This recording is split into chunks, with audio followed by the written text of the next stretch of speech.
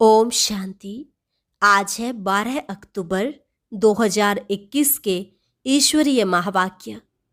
पहले सुनते हैं मुरली के मुख्य पॉइंट्स। बाबा ने कहा, तुम बच्चों को बाप मिला है।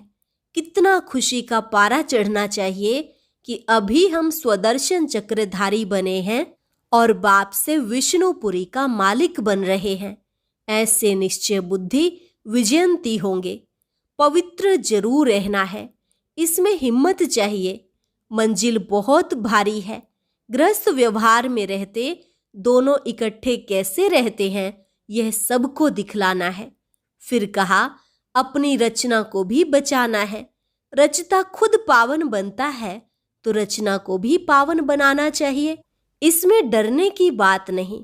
डरने से इतना उच्च पद पा नहीं सकेंगे। बाबा ने कहा, तुम हो महावीर महावीरनी, सिवाय एक के और कोई की परवाह नहीं करो। तुमको प्राप्ति बहुत जबरदस्त है। आग तब लगती है जब प्राप्ति का पता ना हो। इतनी बड़ी प्राप्ति होती है तो एक जन्म पवित्र रहो, क्या बड़ी बात है। आगे कहा, महावीर कोई तूफान से डरेंगे नहीं। वह अवस्था पिछाड़ी में होनी है। इसलिए गाया हुआ है, अतीन्द्रिय सुख पूछना हो तो गोप गोपियों से पूछो। हर एक की नब्ज भी देखी जाती है, उस अनुसार ही राय देनी है। जिनकी तकदीर में नहीं वह तो समझ ना सके। और लास्ट में बाबा ने कहा, तुम यहाँ आए हो राजाई प्राप्त करने। मम्मा बाबा राजा रानी बनते हैं तो तुम भी हिम्मत करो। प्रजा बनने में ही राजी नहीं होना चाहिए। पुरुषार्थ करना है। हम बाप से पूरा वर्षा लेंगे, वारी जाएंगे। तुम बाबा को अपना वारिस बनाएंगे तो बाप भी तुमको 21 जन्मों के लिए वर्षा देंगे। और अब सुनते हैं महावाक्यों को विस्तार से। मुरली का सार, मीठे बच्चे महावीर बनो। माया के तूफानों से लड़ने की बजाय अचल अडोल बनो। प्रश्न, ब्रह्मा बाबा के सामने अनेक हंगामे होते भी कभी रंज नहीं हुए, क्यों? उत्तर, क्योंकि बाबा को नशा था कि हमें बाप से वर्षा लेना है। यह तो सब कल्प पहले मुआफिक हो रहा है, नथिंग न्यू। गालियां तो सबसे अधिक बाप को मिली, फिर कृष्ण को भी गाली देते। अगर हमें भी गाली खानी पड़े तो क्या बड़ी बात। दुनिया हमारी बातों को जानती ही नहीं तो जरूर गाली देगी। इसलिए कोई भी बात में रंज नहीं हुआ। ऐसे ही फॉलो फादर। गीत, भोलेनाथ से निराला कोई और नहीं। ओम शांति। यह भक्ति मार्ग वालों का गीत है। ज्ञान मार्ग में गीत आदि नहीं गाया जाता है, न बनाया जाता है, न जरूरत है, क्योंकि गाया हुआ है बाप से सेकंड में जीवन मुक्ति का वर्षा मिलता है। उसमें गीत आदि की कोई बात ही नहीं। तुम जानते हो, हमें बेहद के बाप से बेहद का वर्षा मिलता है। जो भक्ति मार्ग की रस्म रिवाज है वह इसमें नहीं आ सकती। बच्चे कविता आदि बनाते हैं, वह भी औरों को सुनाने के लिए। वह भी जब तक तुम नहीं समझाओ तब तक कोई समझ ना सके। अब तुम बच्चों को बाप मिला है तो खुशी का पारा चढ़ना चाहिए। बाप ने 84 जन्मों के चक्र का नॉलेज भी सुनाया है। खुशी होनी चाहिए कि अभी हम स्वदर्शन चक्रधारी बने हैं। बाप से विष्णुपुरी के मालिक बन रहे हैं। निश्चय बुद्धि ही विजयंती। जिसको निश्चय होता वह सतयुग में जाएंगे ही। तो बच्चों को सदैव खुशी रहनी चाहिए। Follow father. बच्चे जानते हैं, निराकार बाबा जब से इस तन में प्रवेश हुआ है तो इनके पास भी बड़े हंगामे हुए।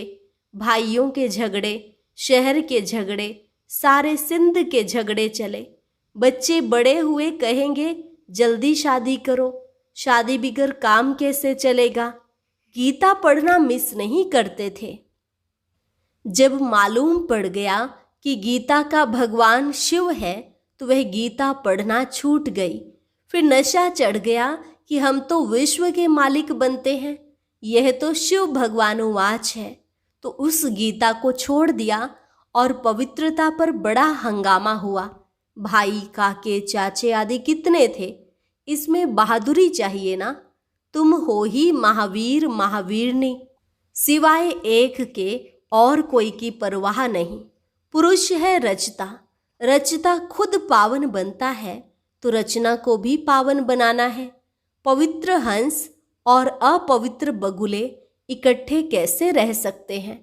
क्रिएटर तो झट हुक्म करेगा, हमारी मत पर चलना है तो चलो, नहीं तो निकल जाओ।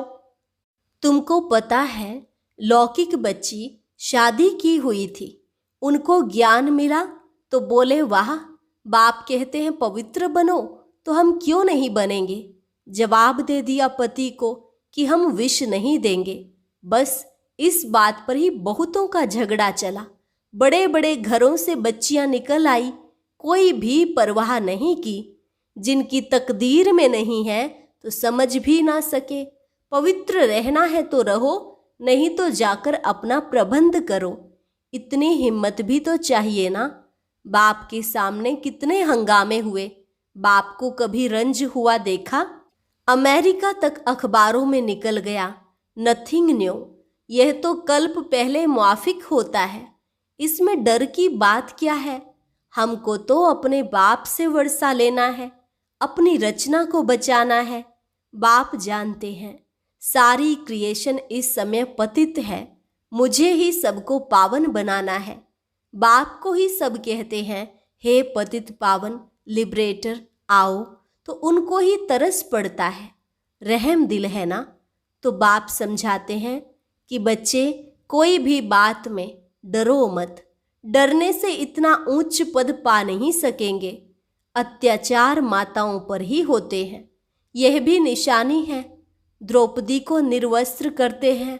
बाप 21 जन्मों के लिए अपवित्र होने से बचाते हैं। दुनिया इन बातों को नहीं जानती है। सदगति दाता तो मैं हूं ना। जब तक मनुष्य दुर्गति को ना पाए तब तक मैं कैसे आकर सदगति दूं। पतित तमो प्रधान सृष्टि बननी ही है।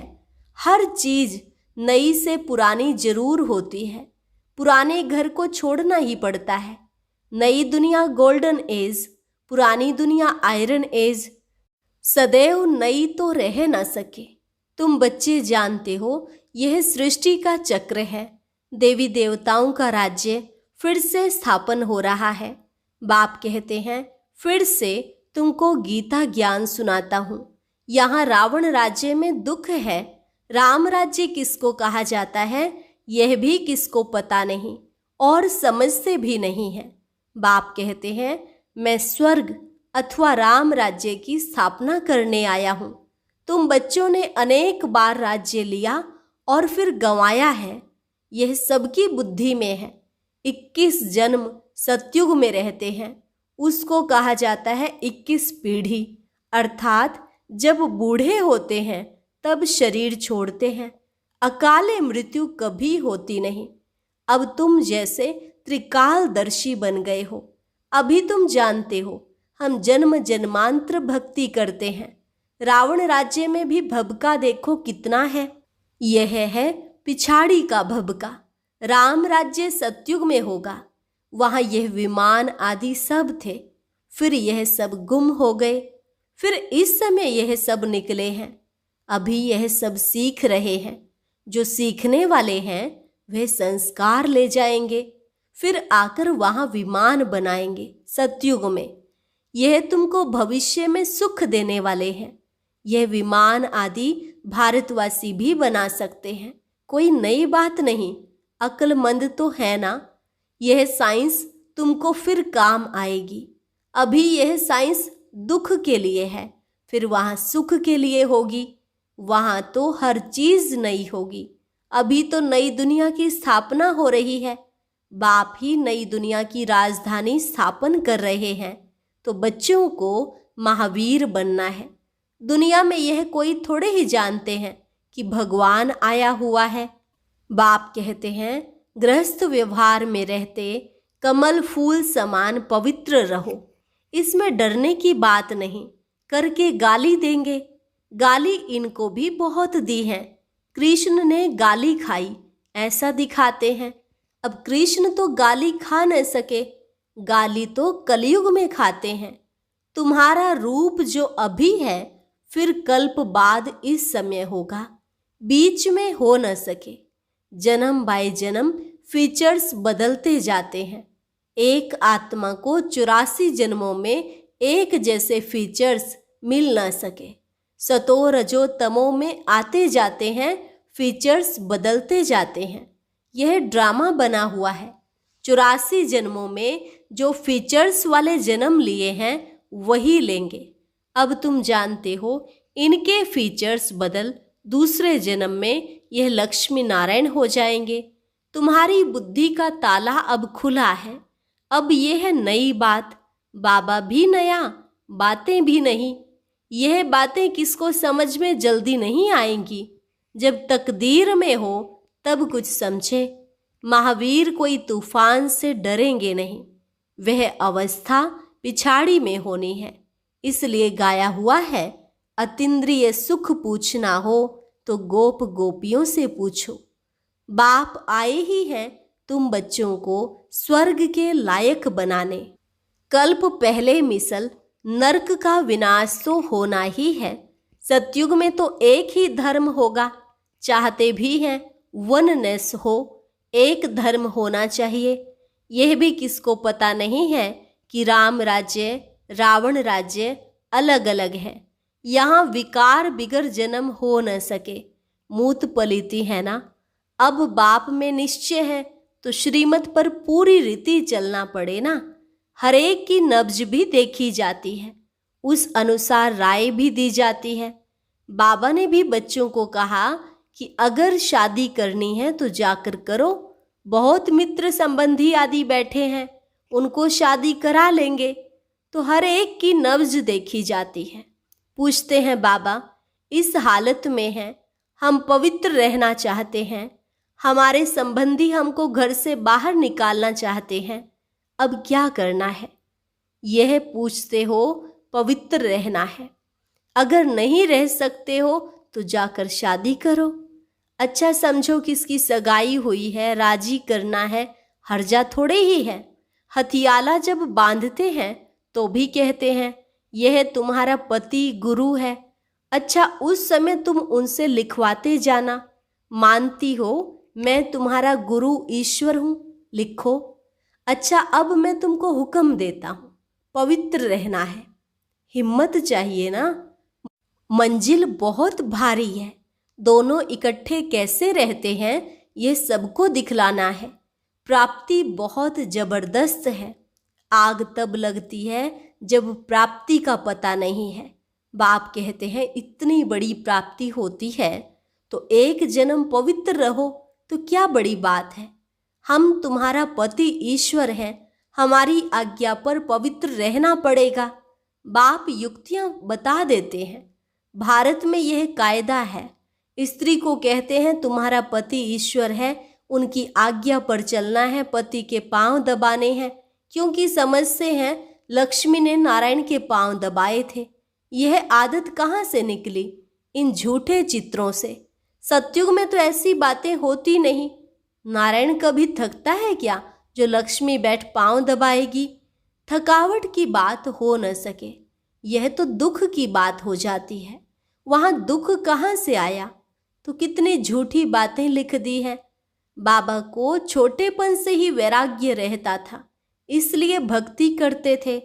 बाबा बच्चों को बहुत अच्छी युक्ति बताते हैं। कई बच्चों को संबंधी तंग करते हैं, अच्छा शादी कर लो, स्त्री तुम्हारी हो गई, फिर कोई कुछ कर न सके, आपस में मिल पवित्र रहो, कंपेनियन हो गए। विलायत में बूढ़े होते हैं तो संभाल के लिए कंपेनियन रख देते हैं, सिविल मैरिज करते हैं, विकार में नहीं जाएंगे। अब तुम जानते हो हम एक बाप के बच्चे हैं, आपस में भाई बहन हो गए, दादे से वर्षा लेते हैं, बाप को बुलाते भी पतित दुनिया में हैं। हे पतित पावन सब सीताओं के राम, मनुष्य राम राम जपते हैं तो सीता को थोड़े ही याद करते हैं, उनसे बड़ी तो लक्ष्मी है, परंतु याद तो एक बाप को करते हैं। लक्ष्मी नारायण को फिर भी जानते हैं, शिव को तो जानते नहीं। आत्मा बिंदी है तो आत्माओं का बाप भी बिंदी होगा ना। आत्मा में सारा ज्ञान है, उनको कहा जाता है ज्ञान का सागर। तुम आत्मा भी ज्ञान सागर बनती हो। ज्ञान सागर बैठ तुम आत्माओं को समझाते हैं।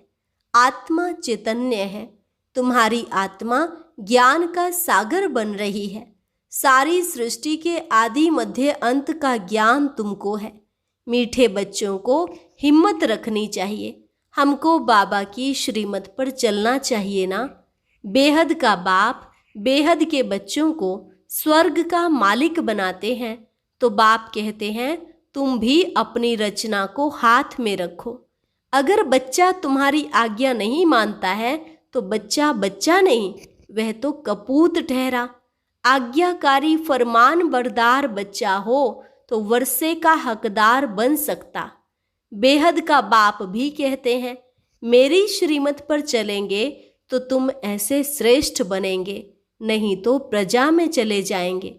बाप तुमको नर से नारायण बनाने आए हैं। यह है सच्ची सत्य नारायण की कथा। तुम राजाई प्राप्त करने आए हो। अब मम्मा बाबा राजा रानी बनते हैं तो तुम भी हिम्मत करो। बाप तो जरूर आप समान बनाएंगे। प्रजा बनने में ही राजी नहीं होना चाहिए, पुरुषार्थ करना है। हम बाप से पूरा वर्षा लेंगे, वारी जाएंगे। तुम उनको अपना वारिस बनाएंगे तो यह तुमको 21 जन्मों के लिए वर्षा देंगे। बाप बच्चों पर वारी जाते हैं। बच्चे कहते हैं बाबा यह तन मन धन सब आपका है। आप बाप भी हो तो बच्चे भी हो। त्वमेव माता च पिता त्वमेव। एक बाप की महिमा कितनी बड़ी है। दुनिया में इन बातों को कोई नहीं जानते, भारत की ही सारी बात है। तुम बच्चे जानते हो ये वही 5000 वर्ष पहले वाली लड़ाई है। अभी स्वर्ग की स्थापना हो रही है तो बच्चों को सदैव बहुत खुशी में रहना चाहिए। भगवान ने तुमको एडॉप्ट किया है तो तुमको खुशी रहनी चाहिए। फिर तुम बच्चों का बाप श्रृंगार कर रहे हैं, पढ़ाते भी हैं। बेहद का बाप ज्ञान का सागर है, हमको सारी सृष्टि के आदि मध्य अंत का राज समझाते हैं। जो बाप को ही नहीं जानते वह है नास्तिक। तुम बाप और रचना को जानते हो, तुम हो आस्तिक। लक्ष्मी नारायण है आस्तिक या नास्तिक? तुम क्या कहेंगे? तुम खुद कहते हो सतयुग में परमात्मा को कोई याद नहीं करते हैं, वहाँ है सुख। तो सुख में परमात्मा का सिमरण करते नहीं क्योंकि परमात्मा को जानते नहीं। इस समय तुम आस्तिक बनकर वर्षा पा रहे हो, फिर वहाँ याद ही नहीं करते हो। यहाँ याद करते हैं परंतु उनको जानते नहीं हैं, इसलिए नास्तिक कहा जाता है। वहाँ जानते भी नहीं तो याद भी नहीं करते। उनको यह भी पता नहीं होगा कि यह वर्षा हमको शिव बाबा से मिला है, लेकिन उनको नास्तिक नहीं कहेंगे क्योंकि पावन है। अच्छा, मीठे मीठे सिकिलधे बच्चों प्रति माता पिता बाप दादा का याद प्यार और गुड मॉर्निंग। रूहानी बाप की रूहानी बच्चों को नमस्ते। रूहानी बच्चों की रूहानी बाप दादा को नमस्ते नमस्ते, गुड मॉर्निंग। धारणा के लिए मुख्य सार। पहली पॉइंट, श्रीमत पर चलने की पूरी पूरी हिम्मत रखनी है। किसी भी बात में डरना व रंज नाराज नहीं होना है। अपनी रचना अपने हाथ में रखनी है, उन्हें विकारों से बचाना है, पावन बनने की राय देनी है। वरदान, शरीर को ईश्वरीय सेवा के लिए अमानत समझकर कार्य में लगाने वाले नष्टो मोहा भव। शरीर को ईश्वरीय सेवा के लिए अमानत समझकर कार्य में लगाने वाले नष्टो मोहा भव। जैसे कोई की अमानत होती है, तो अमानत में अपनापन नहीं होता, ममता भी नहीं होती है। तो यह शरीर भी ईश्वरीय सेवा के लिए एक अमानत है। यह अमानत रूहानी बाप ने दी है, तो जरूर रूहानी बाप की याद रहेगी। अमानत समझने से रूहानियत आएगी, अपनेपन की ममता नहीं रहेगी। यही सहज उपाय है निरंतर योगी नष्टो मोहा बनने का। तो अब रूहानियत की स्थिति को प्रत्यक्ष करो। स्लोगन: वानप्रस्थ स्थिति में जाना है तो दृष्टि वृत्ति में भी पवित्रता को अंडरलाइन करो। वानप्रस्थ स्थिति में जाना है तो दृष्टि वृत्ति में भी पवित्रता को अंडरलाइन करो। अच्छा, ओम शांति। आज की अव्यक्त मुरली जरूर सुने। उसके लिए ऊपर दिए गए बॉक्स को टच करें।